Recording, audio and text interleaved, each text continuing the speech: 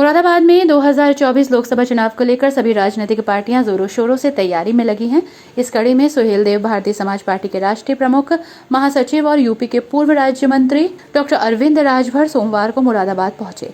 मुरादाबाद पहुंचने पर पूर्व राज्य मंत्री डॉक्टर अरविंद राजभर का सुहेल देव भारतीय समाज पार्टी के कार्यकर्ताओं ने जोरदार स्वागत किया। लाइन पार इलाके में आयोजित कार्यक्रम में मुख्य अतिथि के रूप में पहुंचे डॉक्टर अरविंद राजभर ने संगठन की मंडलीय समीक्षा की और साथ ही लोकसभा चुनाव को लेकर कार्यकर्ताओं में जोश भरा और आगामी 2024 लोकसभा चुनाव को लेकर कार्यकर्ताओं को चुनावी तैयारियों में जुट जाने का आह्वान किया। इस दौरान मीडिया से रूबरू होते हुए पूर्व राज्य मंत्री डॉक्टर अरविंद राजभर ने कहा कि सुहेल देव भारतीय समाज पार्टी लगभग 1.5 महीने से संगठन की समीक्षा जनपद और मंडलीय स्तर से कर रही है। पूर्वांचल की समीक्षा करते हुए मध्यांचल और मध्यांचल की समीक्षा करते हुए पश्चिमांचल की समीक्षा करते हुए 4 दिन से प्रवेश कर रहे हुए हैं। वहीं आगरा और अलीगढ़ मंडल की समीक्षा की गई है। कल मेरठ और सहारनपुर मंडल की समीक्षा ली और आज मुरादाबाद मंडल में हम हैं। यहाँ संगठन की समीक्षा की, संगठन में क्या क्या कमियां रही, संगठन का विस्तार कितना हुआ, इसके बारे में बताया गया। इसके साथ ही 2024 जो लोकसभा का चुनाव आ रहा है उसको लेकर कार्यकर्ताओं को अवगत कराया गया। सुहेल देव भारतीय समाज पार्टी एनडीए का हिस्सा हो चुकी है, भारतीय जनता पार्टी के साथ हो गई है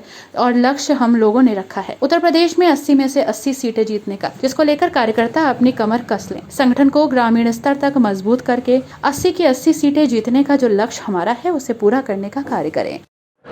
देखिए, सुहेल देव भारतीय समाज पार्टी लगभग 1.5 महीने से उत्तर प्रदेश में संगठन की समीक्षा जनपद और मंडलीय स्तर कर रही है। पूर्वांचल की संगठन की समीक्षा करते हुए मध्यांचल से आज हम पश्चिमांचल में 4 दिन से प्रवेश किए हुए हैं। अभी हमने आगरा की समीक्षा बैठक ली, आगरा मंडल और अलीगढ़ मंडल की समीक्षा लिया। अभी कल मैंने मेरठ मंडल और सहारनपुर मंडल की समीक्षा लिया और आज मुरादाबाद मंडल में हम हैं। यहाँ संगठन की समीक्षा लिया, संगठन में क्या कमियां रही हैं, संगठन का विस्तार कितना हुआ है, इसके बारे में हमने बताया। इसके साथ साथ 2024 जो लोकसभा का चुनाव आ रहा है, इनको ये अवगत कराया गया है कि सुहेल देव भारतीय समाज पार्टी अब एनडीए का हिस्सा हो चुकी है, भारतीय जनता पार्टी के साथ हो गई है। जो लक्ष्य हम लोगों ने रखा है कि उत्तर प्रदेश में 80 की 80 सीटें जीतने का, इसके लिए कार्यकर्ता कमर कस लें, अपने संगठन को ग्रामीण स्तर तक मजबूत करके 80 की 80 लोकसभा जीतने का जो संकल्प हमारा है उसको पूरा करने का काम करें। एक तरह से माना देखिए, सुहेल देव भारतीय समाज पार्टी काम पर विश्वास करती है और सुहेल देव भारतीय समाज पार्टी के कार्यकर्ता भी काम पर विश्वास करते हैं। भारतीय जनता पार्टी से जो गठबंधन हुआ है वो गठबंधन बहुत आसानी से नहीं हुआ है।